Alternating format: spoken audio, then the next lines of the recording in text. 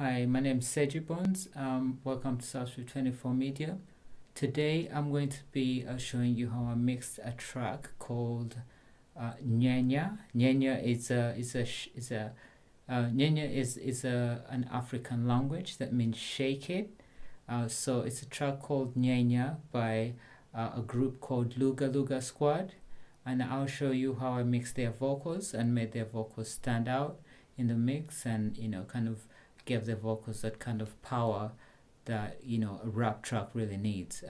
Hope you enjoy the tutorial.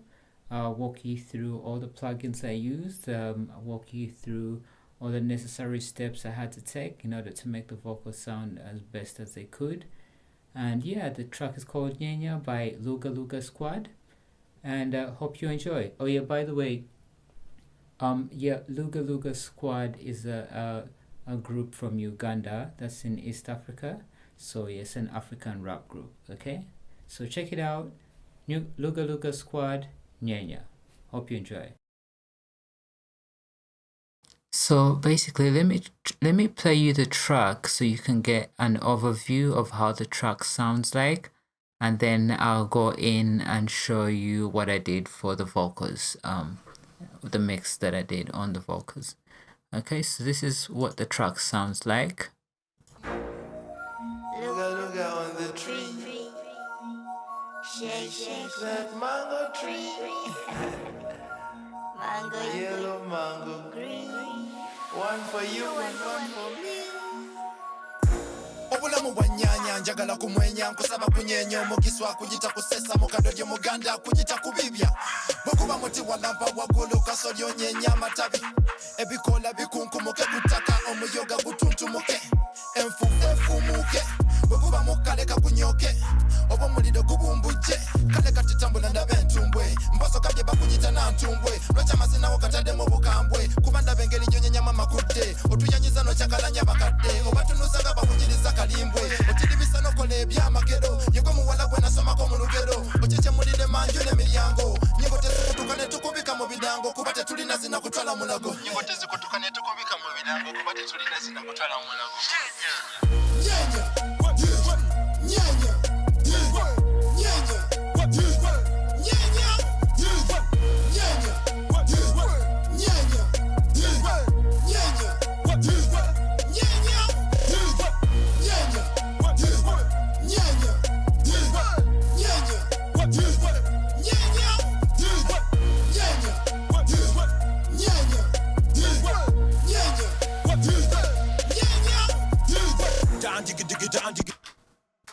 Okay, so that's the track right there. So you get the gist of how the track sounds like. The beat was actually produced in Africa, Uganda, so I didn't produce the beat, but I'll show you what I did for the vocals. So what we have here on the lead vocal, I'll just play the lead vocal, so I'll solo the lead vocal so you can hear it.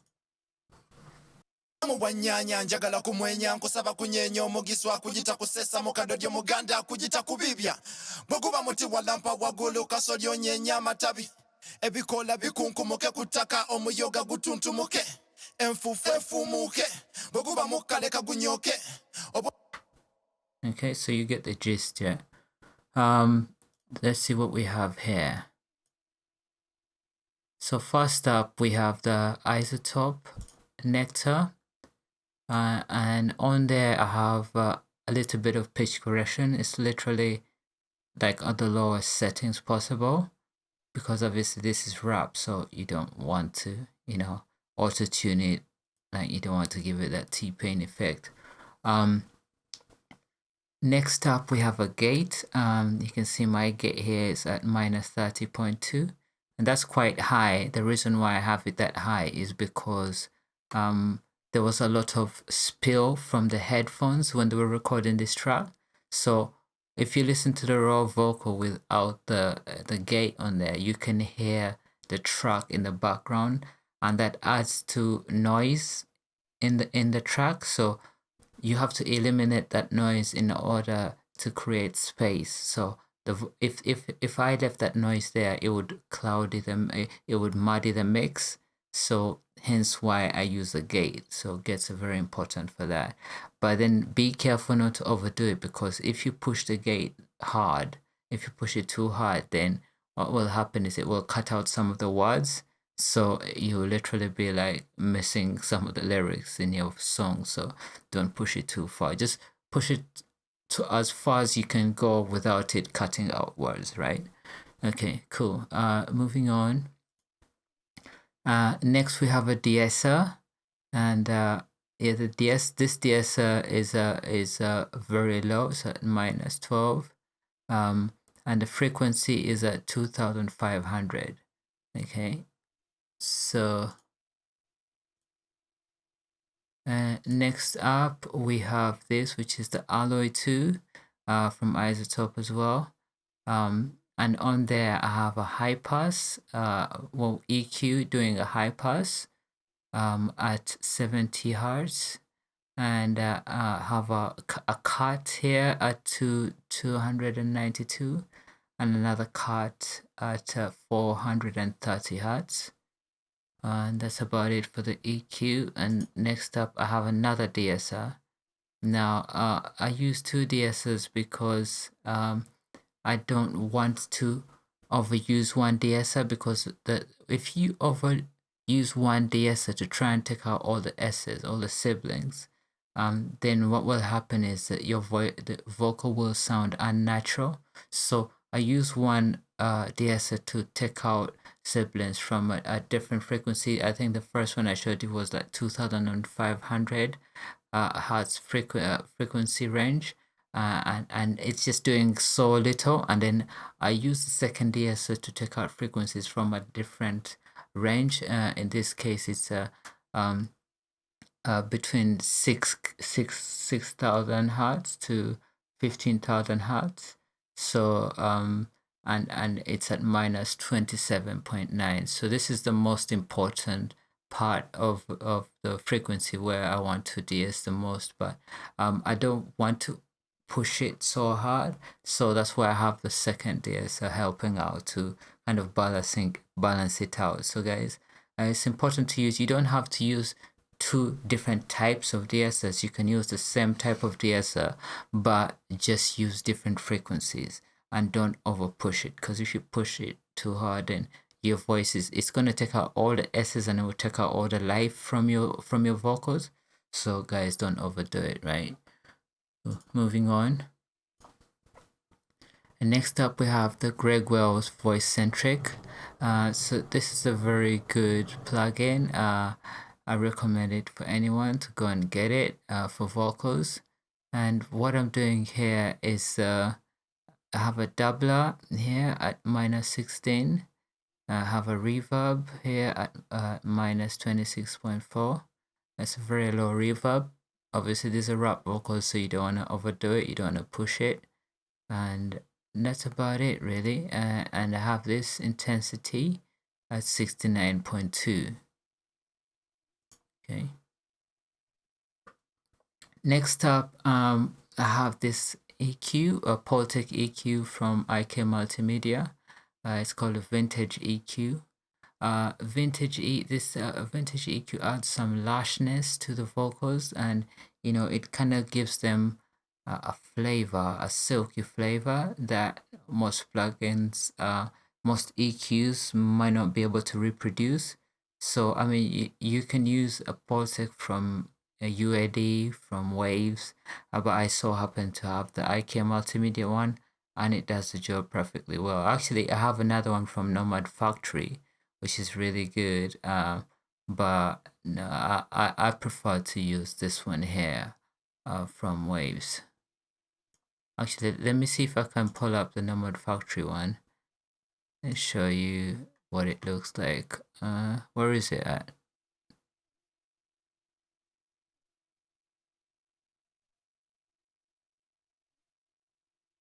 It takes me a while to find these things, you know.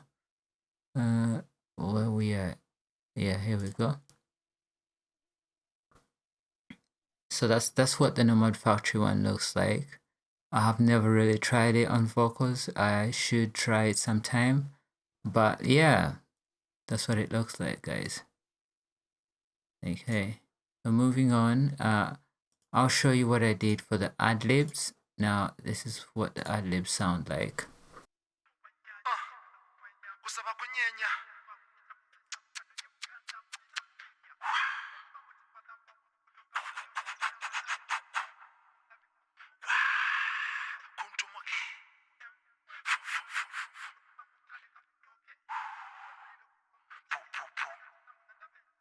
All right, so you kind of get the gist of what the ad-libs are like. For the ad-libs, what I did here is I have the same settings as before with the with the Isotope Nectar, doing pitch correction, gate, those are all the same settings. De-icing, the same settings. But the only difference here is I have this limiter. That's the only difference right there. Actually, tell a lie. I'm looking at this de-esser and it looks to be a little higher. It's in the same frequency, but I think it's a little higher than the one previously showed you. So sorry, that was a lie. Anyways, but nonetheless, though, it's generally the same settings as before. And pitch correction, sorry, another lie.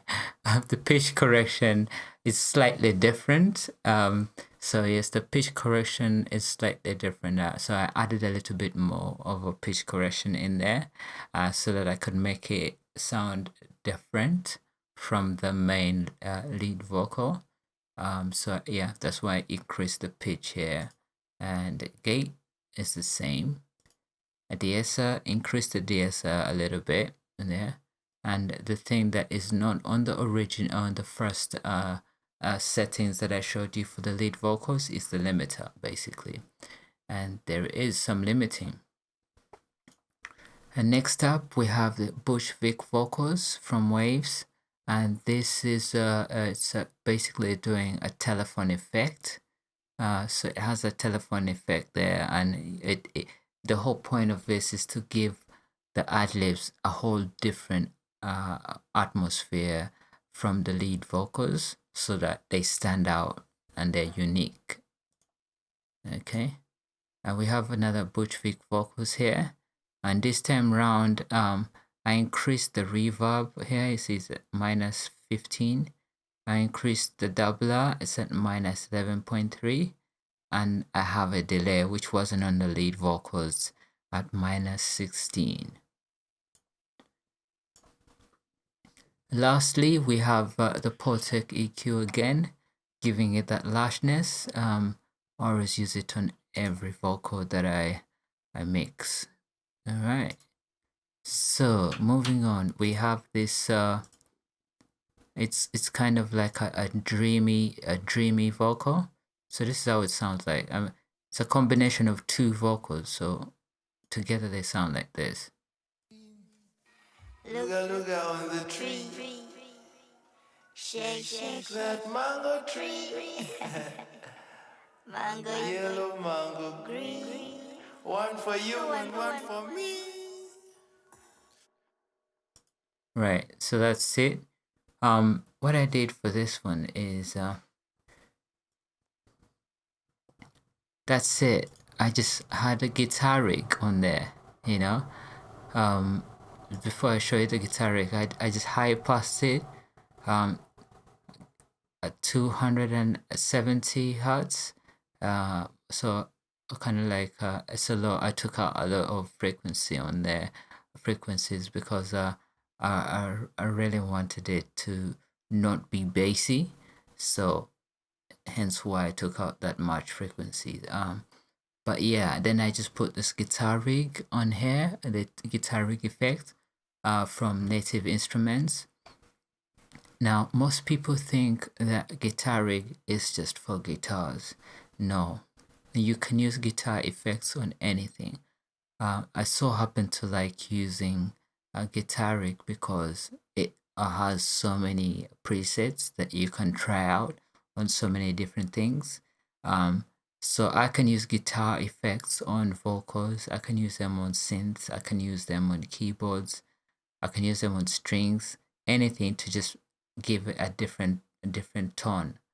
Okay, so this is doing some stretching here, a reverb, a delay, and there's an analog EQ here and a limiter. So all these kind of like give it that unique sound, right? So sounds like that. Look on the tree. Shake that mango tree. Yeah. So yeah.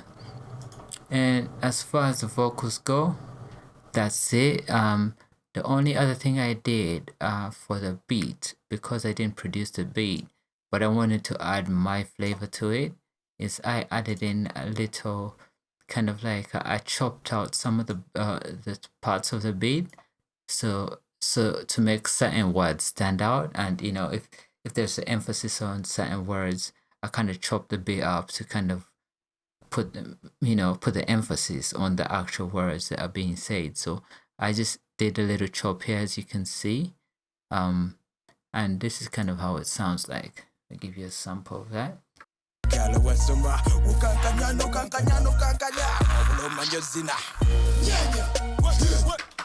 So that's it. Like little things like that make a difference in having professional results, you know.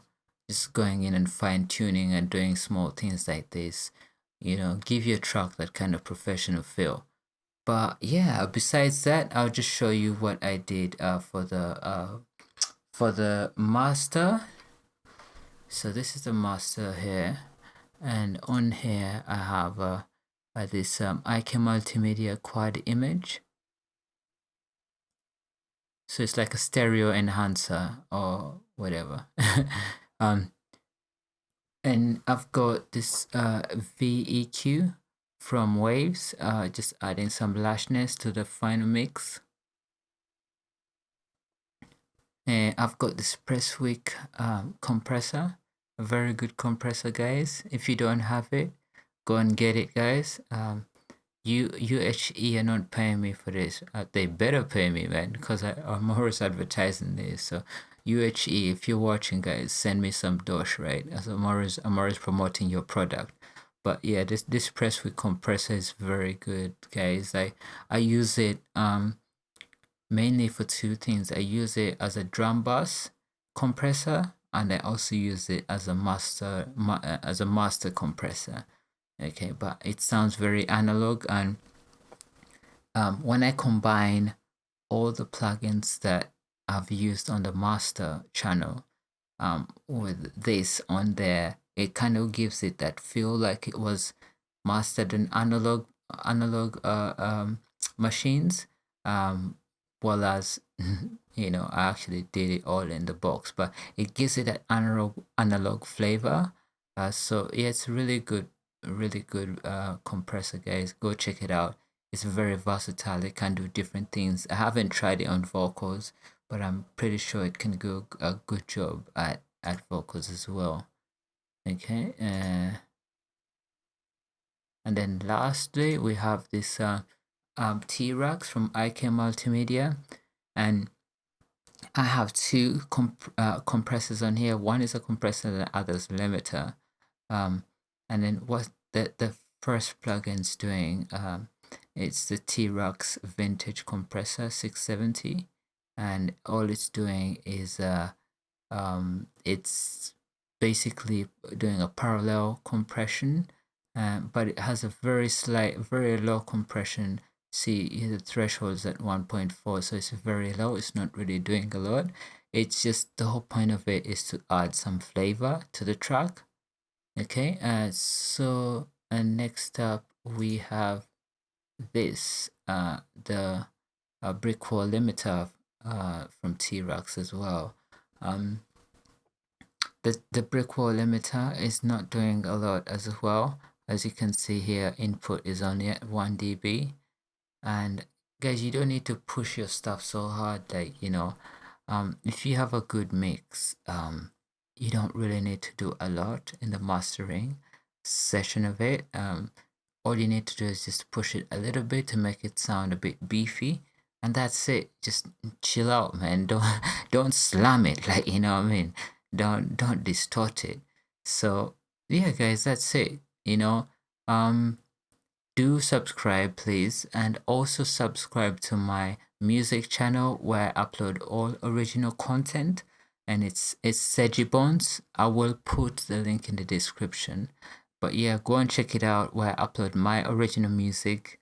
Subscribe to that channel too, guys, and keep it locked. I'll be putting up more tutorials. I'm going to upload a new series of both Fruity Loops and Cubase combined. So I will be producing a track using both Fruity Loops and Cubase. And then I will show you the process that I've gone through and why I'm using Fruity Loops to produce certain parts of a song, and why I've used Cubase to produce another part of the song, and why I'm mixing it all in Cubase. So I'll give you the whole process so you can see, but it will be a production video, mixing. It will be a production, mixing, and mastering video, and I'll be using Fruity Loops, the latest one, 12, Cubase 8, and yeah, just be showing you basically all that I'm the whole process from production to mixing to mastering. Okay guys, it's Sejji Bonz, and I'll see you guys in the next tutorial. Peace.